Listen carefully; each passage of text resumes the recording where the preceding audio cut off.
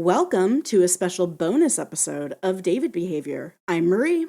And I'm Beth.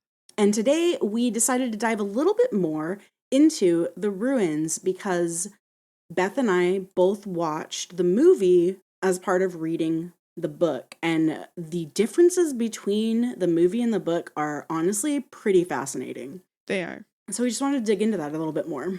Yeah. And if we had said it in the main episode, I think it would have taken up a lot of time. Honestly, yeah, it really would have. So this is going to be a little bit looser, a little bit less formatted than our usual show. And we are going to pretty much get into spoilers immediately. The assumption here is that you have at least either watched the movie or read the book, or at least listened to our previous episode on the ruins. Yeah, at the very least. At the very least. So let's like get right into it, I guess.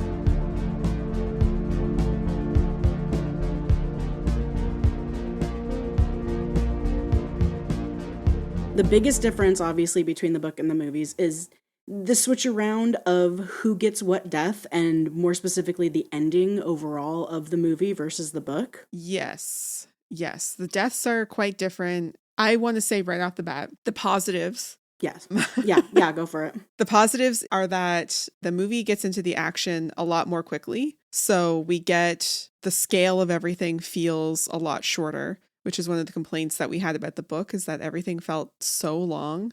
One of the things that's negative about that, I will say, is that while we don't get a whole lot of like braiding time, we also sort of skip how they built the backboard, which feels like such an operation. Like I kind of was interested in that, but they didn't show any of it. They were just like, ta-da, now there's a backboard. Yeah, they just kind of show it. Now we're putting the last piece of tape on, and here's the backboard. We did it. It's all done. And it's secure. And it's perfectly secure. And then the other thing, too, is we in the movie, we do lose a lot of the like internal characterization, which obviously every time you go from a book to a movie, you are going to lose that. I do feel like the character most impacted by that is Amy, because Amy is a very different person between the book and the movie. And it's a really weird change to me, because in the movie, she becomes our final girl. Yeah. As far as a final girl for this kind of downer movie tends to go. But she is a very anxious person in the book. She constantly thinks how she does not want to do stuff, or how she thinks stuff is a bad idea, but she never verbalizes it out loud. Whereas in the movie, she comes off as a lot more.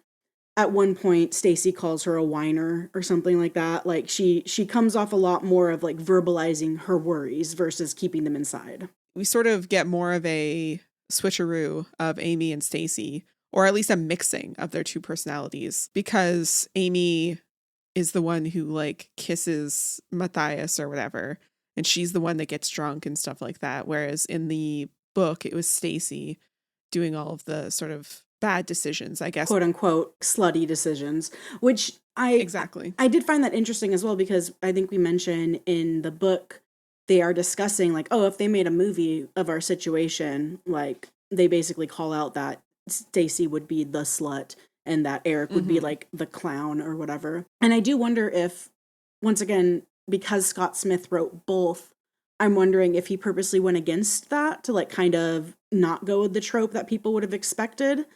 But at the same time, I feel like it makes Amy a little less likable overall in the movie, because she has less of a distinct personality, so there's less to really like latch onto, because it just feels like her and Stacy are kind of the same person in a lot of ways. Yeah, and I think that the book actually does say that, where Jeff was like, well, I didn't know who to choose, so I just chose Amy because she was less outgoing or whatever. Yeah. Because they were so similar. They were together all the time and doing the same things all the time. Yeah. I think that the movie maybe plays into that a bit.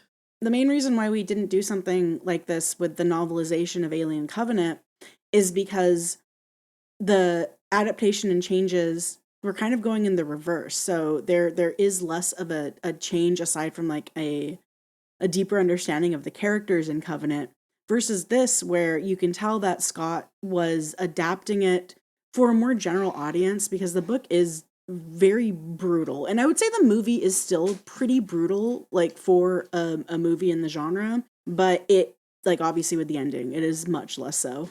So some of the other things I wanted to mention. So Jeff is more manipulative in the movie, in my opinion. Absolutely. So Amy doesn't want to go, which we get in the book as well, but she goes to sort of appease him.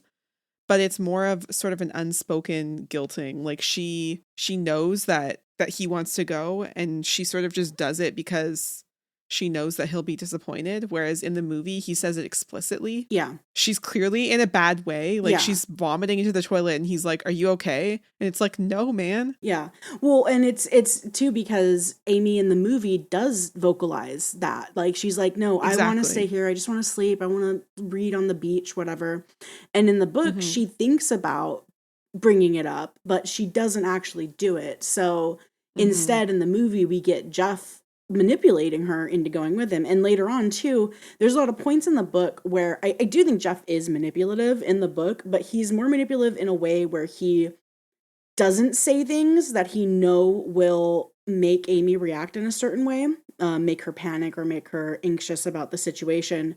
Whereas in the movie, there is constant like verbal manipulation of like, no, it'll be fine. Let's just go this way. Like, just a constant ignoring of her bringing up her worries about their situation. Well, and she gets told to go down into the shaft. Yeah. Afterwards, it was like in the book, it was her and Jeff going into the shaft to like scout out to see about the phone and things like that. In this one, it's like, well, no, you and Stacey have to go, and it's like, well, Stacey's hurt. Number one, yeah, because that's another change. Is in the book, Eric's the one he hurt his knee initially. Right. In the movie, Amy hurts her knee.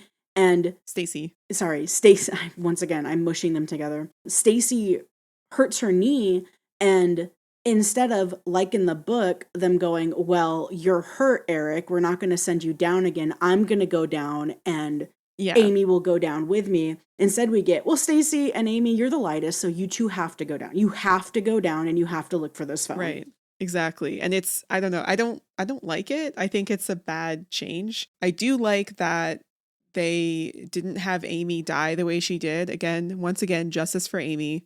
I feel like that death was the worst one. Not in a good way, in my opinion. Like, I feel it was the worst one in like, not that it's too bleak, but I just feel like it wasn't on her own terms. No, yeah. And I do think it was too bleak, to be perfectly honest, because she was ignored. Jeff heard her struggling and calling for him, and he chose to ignore her in the book. And that makes it harder in not a like, oh, this book is so dark and bleak sort of way, but in a like, wow, that's a shitty situation sort of way. Yeah, and it didn't seem to have a point. Like, even narratively, I don't feel like it had a point. Well, no, because Jeff doesn't dwell on it. He dies almost immediately afterwards. Like, it doesn't make a difference. Yeah. And in terms of the other thing that I felt was comparable, Pablo or Dimitri, his whole situation. So he dies immediately in the movie as a sort of example, I guess, of what will happen. And in the book, he just sits there and suffers. And as we discussed, it's kind of a microcosm of the situation that they're in. But in the movie, it's, I keep wanting to call him Heinrich. It's Matthias. Yeah. He's the one who gets his legs chopped off. And I think it's not a good change. I don't necessarily like it. I think it ends up making his character worse, like in a lot of ways, because in a lot of ways in the book, Matthias was like kind of one of the more solid members of the group who for a long time kind of helped them keep it together. Right. Whereas in the movie, like, he gets taken out of that role almost immediately because of him breaking his back and his legs getting so injured. And it also takes away from Pablo/Dimitri, like you said, because I had seen this movie like before I had read the book, and I was surprised when Pablo didn't die immediately, because he dies immediately in the movie, but it made it a lot better, and it made it a lot sadder and harder because he didn't speak the same language. No one could really communicate with him. They voted to cut off his legs and like to ostentatiously to save him, but he didn't really know what was going on because he couldn't talk to them. Whereas in the movie with Matthias, he tells them to do it. But yeah, like I feel like it takes away from the difficulty of them making the choice for Yeah, Pablo absolutely. versus Matthias being able to get a vote. Yeah, I feel like the big conflict, the sort of character moment we have with Stacy, where she's just like kind of says, "Yeah, like take the legs away," because it's a vote, but it's not really a vote. And then she goes down and tells Amy, and she knows that Amy would vote against it, and so Amy comes up running and is like, "What have you done?" And Stacy's like, "I shouldn't have done it. I shouldn't have voted that way." And we get kind of that like awful character moment for her, where we sort of do get to dig deep and kind of look into her psychology, whereas in the movie we don't get that. She's like, we should vote, don't do it, and then immediately Matthias is like, do it, it's fine. Yeah. And it's like, I don't know, it takes away from the decision of the group, Yeah. the weight of it. Yes. Well, and it takes away from that microcosm view because it's no longer because what we're referencing, in case it's been a minute since you listened to the episode, is that Pablo's situation with him clearly dying, and the group having to make all these decisions and kind of stopping treating him like a person eventually as time goes on, is kind of a microcosm of their situation with the Mayans that are surrounding the temple, where it's obvious that the Mayans have had to like distance themselves and make this decision that we can't allow anybody who has touched this plant to come back down. And they don't actively seek out to kill them in the book. Mm-hmm. It's more of a, well, we have to do what we have to do. And that's kind of what the situation with Pablo is in the book. And in the movie, we lose that because it's Matthias instead. Exactly. And the other thing actually that I did appreciate in the movie was that Amy throws a piece of vine on a child and they shoot the child. So we get that quarantine mentality right away. She like figures it out, like we get it immediately, which I really appreciate, and especially in the movie because obviously we have a limited time frame. So I kind of liked that that's how they discovered it. Yeah, I guess because Jeff almost immediately after in the movie is like, he touched the vine, that's why they did that. We've touched the vine, right. That's why they're keeping us here. Whereas in the book, it does feel like it takes them forever to realize like why they are trapped there. Yes, which I guess is a choice because the book is quite long. Yeah, but I just feel like it's more effective in storytelling as well. 100%, and it shows that these Mayans, this isn't out of malice, this isn't out of hate for them as like foreigners or anything like that. This is literally, they have to kill one of their own, a child at that, because they can't let this escape. So it becomes more clear that their motivation is not personal or vindictive against these kids. Yeah, exactly. Like killing one of their own is great evidence of the weight that the decision carries. It makes it more impactful, I guess. Yeah, in my opinion. And I feel like if they'd had a scene like that in the book, I feel like it would have been improved. I agree. I did appreciate that. I agree. And then to rewind a little bit before they even get up to the mountain, because this is the thing too, is like in the book, I don't remember Matthias having a phone. I don't remember any of them really having a cell phone, or at least one was Signal when they get to the hill. In the movie, Matthias does have a world phone, a satellite phone, so he is able to get signal, but he loses it really quickly, which makes me think that he didn't have it in the book because the movie had to find a way to get rid of it. But before they even get into the taxi, Matthias gets a call, and he says like, "Oh, Heinrich," and tries like, it sounds like maybe the call drops or something. He doesn't try to call back, but that just brings up to me in the movie, like, wait, so was Heinrich alive up until that morning, or did these plants speed dial Matthias? The call is coming from inside the vine. Right? I think it was maybe a deleted scene, is my opinion. I think maybe they had Matthias, or, oh my God. I think maybe they had Heinrich, like a scene with Heinrich on the ruin. Oh, do you think they went with the mysterious girl instead as the opener? Yeah, maybe. That's definitely possible. I feel like they should have cut out that phone call though, because it does sort of make it, I don't know, not suspicious. It sort of makes it odd that he doesn't try to call back and then nothing comes from it. Well, he doesn't seem, and that's the thing is like, even in the movie, he's coming off as worried that his brother hasn't come back yet. You'd think that if his brother called him, he'd be more eager to talk to him. Was it because of the ringtone? Is it because we're supposed to be like, oh, it's the same ringtone as is ringing in the vine? That's stupid. But it's the most generic ass ringtone. It really is. It's just ringing. It's just ringing. If it was something really unique, I think that's probably the reason. Like if it was like, I don't know, like Funky Town or something, like I feel like that would be the reason. Yeah. Or like, I don't know, 99 Luftballons, if we're going with something German. Is that it? Was it just so that we would connect the ringtone when we hear it from in the pit? Because that's the stupidest reason. It's so dumb because it's so generic. It's just ringing. It's nothing special. No, it's absolutely not. And also, yes, they gave him the line, just like mine, that's my brother's ringtone. We have the same ringtone. And I'm like, okay, so we didn't need that then. No, we didn't. Because he said it. I don't care if it's he recognized it, right? Well, and here's the thing too, like all he needed to say was like, we didn't need Matthias to have a world phone. We didn't need for any of that to happen. All we need for him to say is Heinrich has a world phone. That must be it because it's ringing down in that mine. Yeah. Just have him leave it back at the hotel by accident. Yeah. Yeah. That's easy. Or just if you want to establish that ringtone, have it be the Greeks calling him to like be like, oh, we didn't make it or whatever. We got drunk or whatever. Something else. You don't need that. You just don't need it. Because it feels like, if it was Heinrich, he would call him back because that's the first contact he's had with his brother in a while. Yeah. So wouldn't he be more desperate to like be like, I'm coming. Yeah, exactly. Yeah. And he like goes to like joking with the others immediately after. Like it's bizarre. Yeah. It's bizarre. And then I'm sorry, I just saw in the notes that you called Pablo Pabmitri.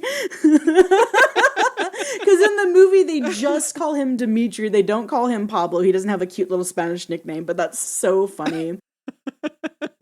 But yeah, what we were talking about for him dying immediately, we could have had someone get shot in the chest, like in the shoulder, in the leg, something to where you didn't need to immediately kill off a character in order to maintain that group dynamic that we had in the book. Yeah, exactly. Like just shoot Matthias in the shoulder, have Dimitri live, because part of the, I guess, ramp up, at least in the book, is that they're still kind of like joking and having fun when they're up on the ruin.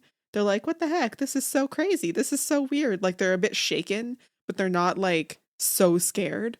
So having Dimitri go down into the ruin, he's like so happy and like jovial. And I feel like that's kind of part of the horror, is that he's about to get gravely wounded. Yeah. So absolutely. I feel like having that dichotomy is important. Yeah, no, I agree.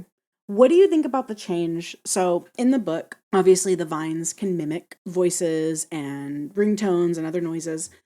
In the book, it kind of, at one point, Eric, who is the one in the book to have the vines inside of him, says that he can like feel them vibrating and he can like feel the voices that they're imitating coming from inside him.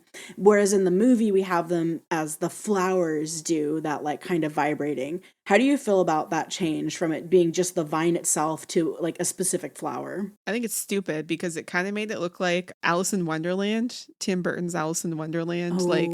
Yeah. You know that. Do you know what scene I'm talking about? It's been a minute since I watched it. You're talking about, yeah.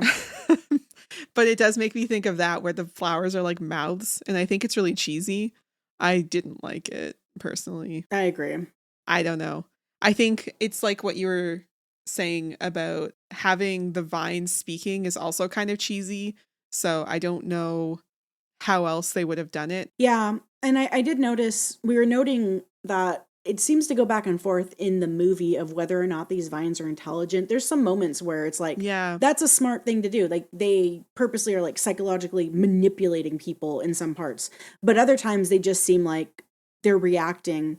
And I mentioned that I feel like it's kind of to touch on Stephen King, an author we're never going to cover on this podcast. Not because we like hate him or anything, you guys, but just because enough people have covered. I mean, Beth's giving me a look right now, but enough people have spoken about Stephen King over the years. But it's kind of like if you look at Kubrick's The Shining versus the made for TV The Shining that King ended up making because he was unhappy with Kubrick's. It's the reason why Kubrick changed the hedge animals into a hedge maze. And it's because you can write something to sound terrifying because you're leaving it to the reader's imagination. But then when you translate that to film, it might end up looking really stupid, such as moving hedge animals attacking someone versus someone getting lost in a hedge maze. Yes. And I think the vision for that specifically, now we're just getting into The Shining, but I feel like the vision for that could have been something like the Weeping Angels. Where they Yes. only move when you're not looking, and that's really scary and freaky. And I think it probably could have been like that, but I feel like it was the better decision to have it be the maze because that's probably cheaper. Oh yeah, and it's also like, you know, it's old CGI, it's 90s CGI, so it's not great. But so for the movie, I feel like they shied away a lot from like the vines being more intelligent or doing stuff that was more intelligent or moving around more, both because they knew they didn't have the CGI budget for it and because I think they were afraid it would come off as goofy. Yeah, absolutely. And that, just thinking of the vines inside of Stacy, I don't know. I think I feel neutral about the switch of it being Stacy versus Eric. I do feel kind of like Eric fell to the wayside as a character as a result. Like I just feel like he kind of didn't really get any chance to shine in a specific way other than just like mansplaining to Stacy about her injury. Yeah, it does feel a lot like, because obviously with Stacy kind of unraveling because of these vines that she can feel inside herself, we get that same unraveling that she had in the book. So like her character was still there even if like certain aspects were skipped over. Whereas with Eric, you're right. Like it kind of felt like he was just there. Like he's just there and he's trying to help, you know, and sometimes he argues with Jeff, but mostly he's just kind of there until he gets stabbed.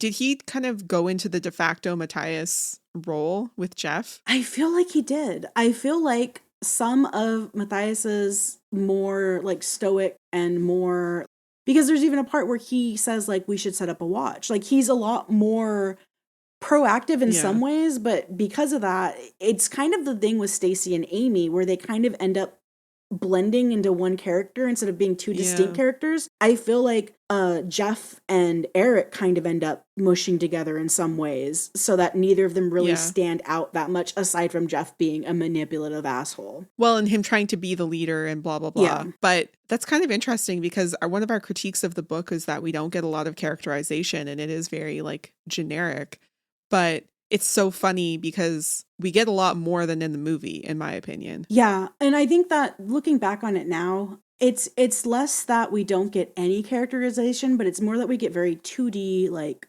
here's their here is everybody's main flaw and everybody's main personality trait. But at least we have that and they're distinct from each other versus the movie where they're more mushy instead. Yeah, it's true. So the other thing I wanted to mention was with the vines being intelligent, I felt like they were more intelligent in the book. I agree. I think that they were less relying on instinct, even though in the book they just sucked up the vomit and sucked up the blood. And in the movie, they like did that fainting trick at the end and they put blood on Amy. But like, I feel like if we were dealing with book vines, that blood wouldn't have survived. They would have just sucked it up. Yeah, I feel like the vines would have started crawling on her and she probably would have started freaking out before Jeff had a time to distract the Mayans. Yeah. And maybe that's part of the reason why the vines don't react to the vomit, like when Eric pukes and stuff. Like maybe they've thought of that. I don't know. That's being a little, I think, feel like generous to the situation. I think so. But they did, I guess because Jeff didn't die, they didn't do the Jeff hat trick, which I'm pretty disappointed by. And we didn't get an Amy puppet. We got like that other lady as a puppet in the Stacey Amy scene, but which I feel like has less emotional impact, obviously. Absolutely, yeah. And we didn't get the stripping of the bones. No, as the reason for them to do that. But we did get like vines on the legs, obviously. But well, they don't linger on it too much. I will say the special effects in the movie, the actual practicals, I think were very good. They did a great job with the blood. The vines and the other like CGI aspects are very cheesy, like when you're looking at them.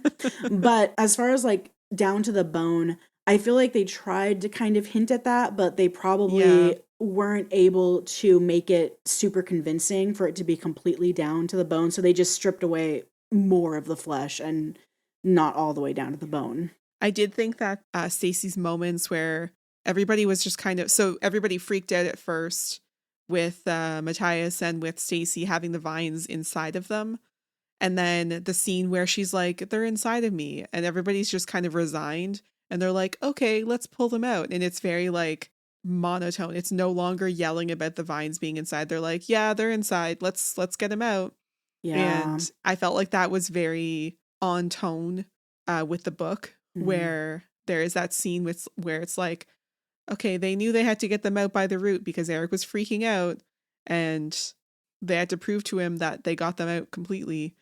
And it was very much the same vibe, where it's like this horrible thing is happening and everybody's just like, okay. Yeah. Well, they're getting to the point of emotional overwhelm where they're just becoming numb at this point. Yeah, I thought that was really well done. Yeah, in the movie. Agree. I mentioned something too that I noticed more in the movie than in the book with Stacy in particular.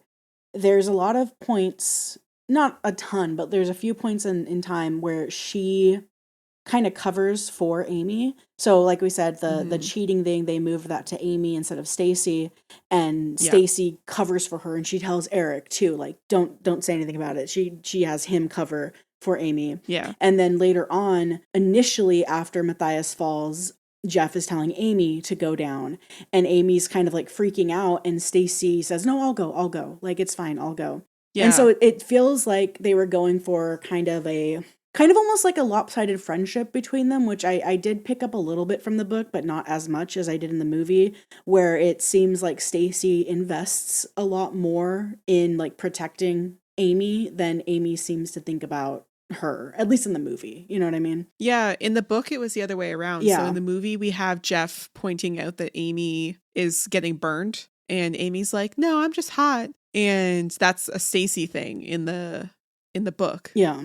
Where Jeff is like, well, Amy doesn't think about her body. She doesn't consider things. And that's just like a thing about her, is that she's just going to get burned and not notice. So that's another Stacy trait. Specifically sunburned, not burnt. Like, oh, yeah. So like in the book, she's sitting there with her little sunshade, but her like feet are getting burnt, and she doesn't notice at all. That's a thing that got transferred onto Amy. Same thing with like the kiss, and same thing with getting too drunk. Yeah.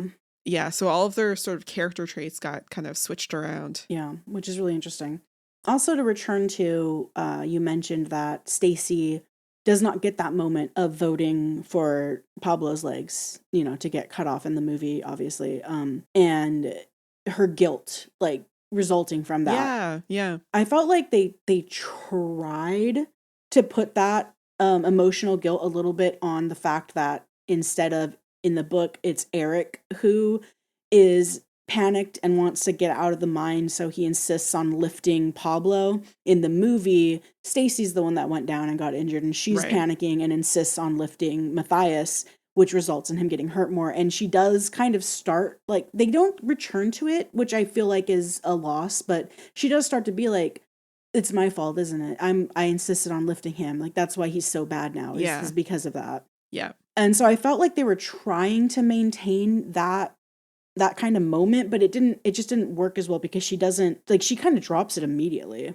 Yeah, for sure. And I mean, that's Amy's thing too. Amy was like, if I hadn't have stepped back into it, if I hadn't have done this, we wouldn't be here and all this stuff. And we don't get any of that in the movie. No, I feel like Amy, it's really interesting because the way that they changed Amy, she doesn't, and obviously, like, I don't think in the book she's personally responsible for the situation at hand. No. But she feels like she is in a lot of ways. Yeah. And I think that they got rid of that, like, for the most part on her, because we see it's, like, pretty consistently Jeff, like, pushing her into these situations versus her not speaking up when she has a bad feeling about it. Yeah, exactly. A lot of Amy's stuff is, and well, in a lot of, again, the theme running through the book is that they ignore their instincts.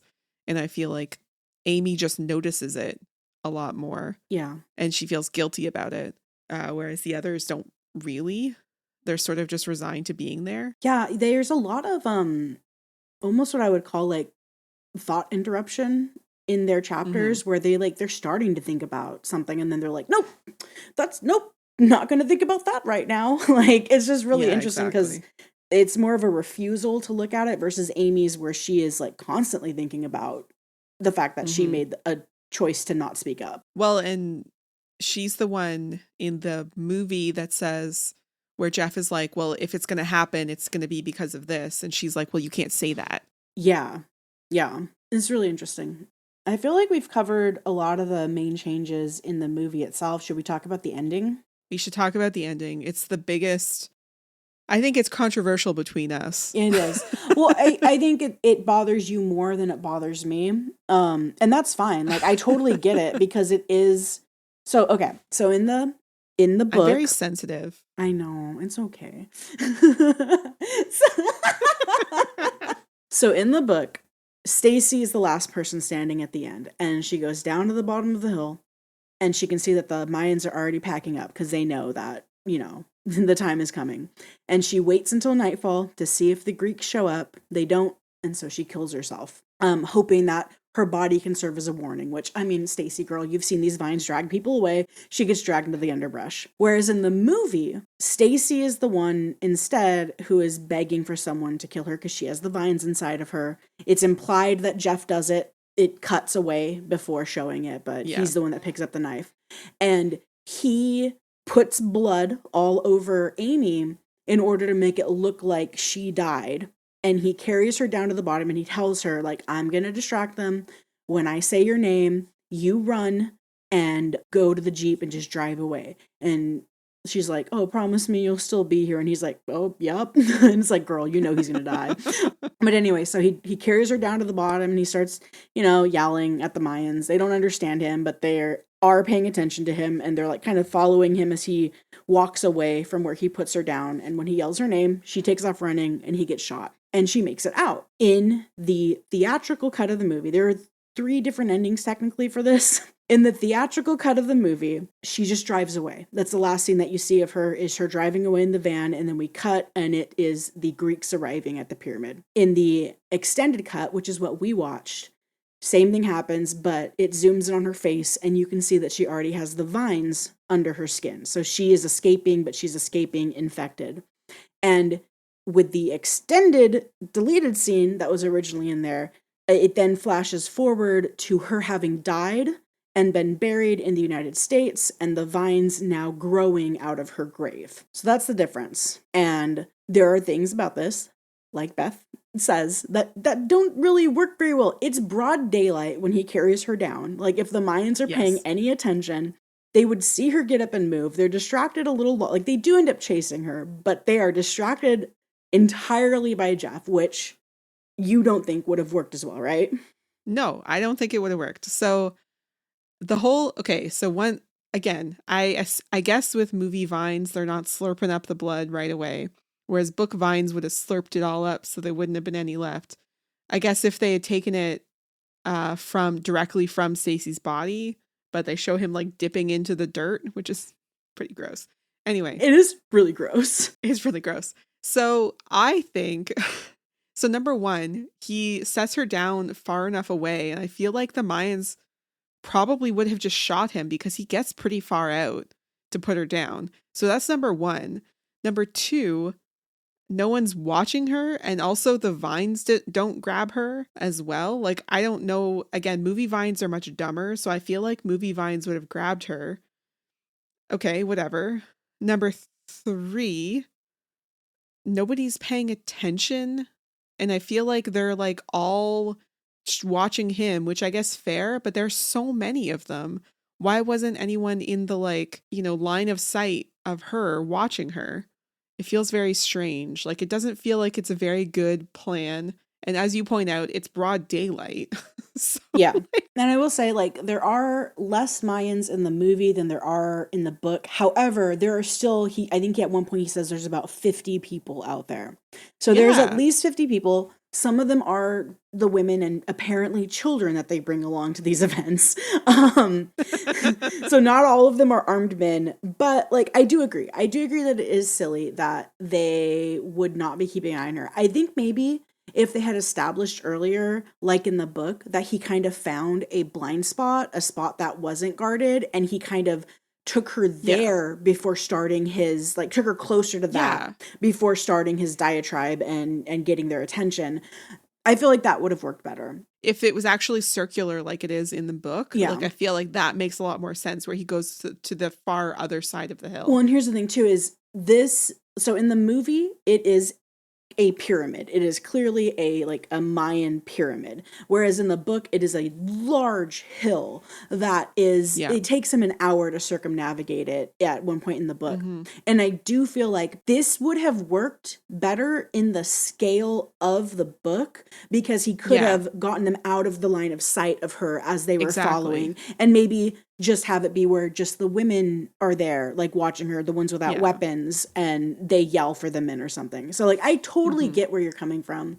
Like I said, it doesn't bother me. Like it doesn't, like, it does not detract from the movie for me personally, because I kind of like that the movie goes, it seems to, and this is just my interpretation, there seems to be a message of them selfishly still wanting to escape and get out into the world, despite knowing what these vines are, and knowing that they are covered in these vines, and knowing that these are extremely dangerous to everyone. And so I kind of like that she gets out, because it feels kind of mean. It feels kind of like she would be willing to sacrifice the world to save herself, basically.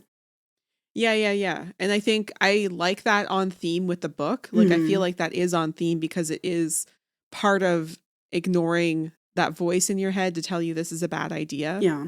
Because I think they should have had that voice with this plan to say this is a bad idea. 100%. We were talking about it a little bit, and I was saying that, like, I would, like, this is, you know, a little morbid, but like, I would hope if I was in a situation like this, that I would have like the strength of character to realize, like, I can't leave this hill. Like, I can't go back, because I can't risk everybody. But I don't know. I've never been in a situation like this. So maybe I would be trying until the last to escape, but I would hope that I wouldn't. I think that it's kind of like, it makes me think of the book A Short Stay in Hell, where there are some people who just keep trying and trying and trying and trying. And I feel like, I don't know, I'd like to think I'm that kind of person. I would just try to find something. I don't know. Even if the Greeks come, I would at least want to warn them. Yeah. Like, if I know somebody else is coming, like I feel like I would want to survive until at least that happens. Yeah. Because clearly the Mayans can't be trusted to fucking cover up this deadly trail.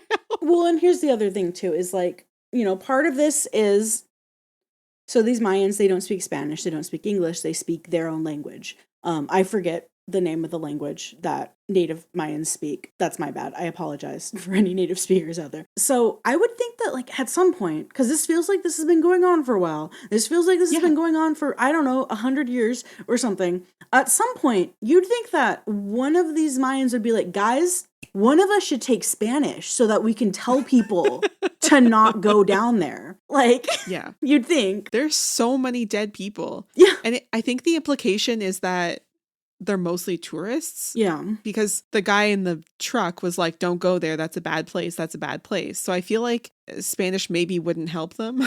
That's fair. He did tell them it's a bad place, but it would help them more than, you know. And here's the thing. If they had been able to communicate even in like, obviously these kids didn't speak great Spanish, but they spoke some Spanish. So like, even if they were able to say like, danger, don't touch those, they're deadly, they're poisonous, like just something, instead of letting them back up into them and then having to force them up the temple. And I guess, you know, we wouldn't have a book otherwise, but I feel like there are a few holes in this situation, but especially in the movie. Yeah, for sure. Because it feels like the kids just like stared at them. Nobody was like, stop. Like the children were just like, okay. Yeah, they didn't. Yeah. And I guess that's how it was in the book as well. But it felt like they left them alone far before they found the trail. You know what I mean? Like they were like, they're getting close. And so the kids booked it back to the village to be like, hey, we got a situation. Yeah, I agree. Except, you know, what kids would say instead of that. Yo, we've got a sitch in time. I don't know what kids say. I don't know. Ayo. Ayo, ayo, fam, them whiteys up in that pyramid again. I don't know. Hey, daddy-o. Daddy-o.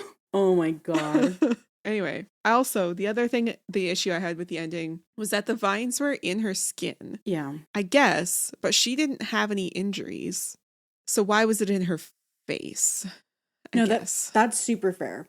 That is, I guess maybe the implication was, even though for Stacy it was more obvious because she saw them go in, that maybe these spores that were on them are small enough to kind of sink in and start growing inside of you, or maybe it was on the food they were eating. Like, I don't, like, we don't know how, because you mentioned that like everything here looks kind of like, you're like, oh, wasn't this supposed to be the tents from the scientists, the archaeologists that were here before? They look so old and like gross, and it's because everything is covered in a layer of this, like, this spore, I guess. Well, it's mentioned that it smells musty. Yeah, and I guess that's why, is that the inside is musty from spore. Yeah, so maybe the implication is meant to be that like inevitably the vines were going to make it into them. Either they were going to die before, or the vines were going to infect them regardless of what precautions they took. But also, I think it was just more to shock you at the end. yeah, dramatic aesthetics. Exactly. Yeah, the scene though with like Stacy, that should have been Eric, with her being like, just cut him out, was very good.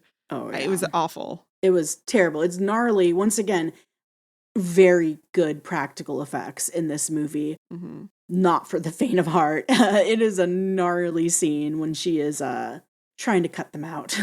Let it not be unsaid that we watched this twice. Yeah. And the second time I skipped it. I didn't want to watch it. And that's so valid, honestly. I watched it because I'm gross and I like to watch things like that. They're nasty. I'm nasty.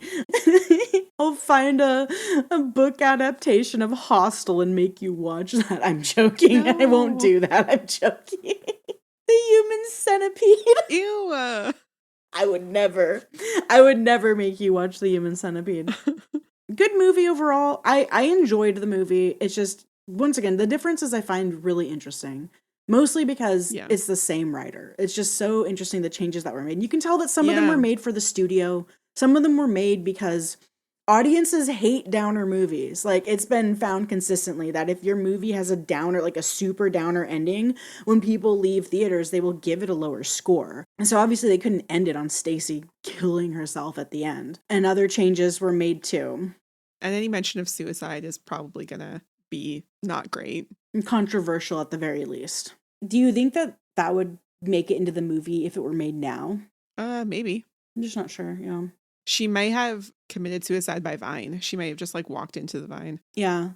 I feel like more like movies are allowed to be a little bit more brutal nowadays than they were maybe. But even then, like, you look back at 2006, 2007, 2008 horror, it's mean. There was a lot of mean horror movies in that time. There's a difference between mean and like bleak. That's fair. I feel like the tone of this movie was not bleak necessarily. It's brutal and it's like gross, but I think it's not necessarily like that. Like, it's not like an HBO like miniseries kind of deal. That's you fair. know? Yeah. An HBO miniseries. It's not like American Horror Story. Imagine if HBO did a miniseries of The Ruins. Oh, it would be bleak. Oh yeah. You better believe nobody would make it out. Of course not. If Mike Flanagan did The Ruins, there'd be a lot more emotion. There'd be a lot more exploration of personality. Give me that. Emotion. Give me that. We'd get the Mayans probably. Flanagan should just cover everything, honestly. Just adapt everything. So yeah, those were our thoughts on the changes between the movie The Ruins from the book The Ruins. I'd love to hear your guys' opinions if you have also both read the book and seen the movie, or listened to our episode on the book and watched the movie previously. You should do that. by joining our Discord. The link is always in the show notes, and you can keep the conversation going there. And I think we're going to wrap it up there, yeah? We're going to wrap it up. And I'll mention, sometimes we have watch parties on the Discord. So we could do a watch party of The Ruins and watch it for a third time. A third time in a week. Listen, no, this isn't going to come out till I know, like a couple months. I know. So that'd be so funny though if we watch it like once a week until then, just to stay on top of it. God, I'm joking. Let's not, please. I love this movie, but I don't need to watch it again.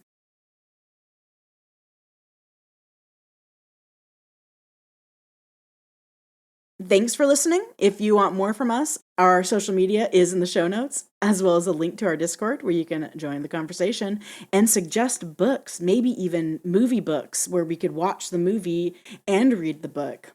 Go out and commit some David behavior. Bye. Bye.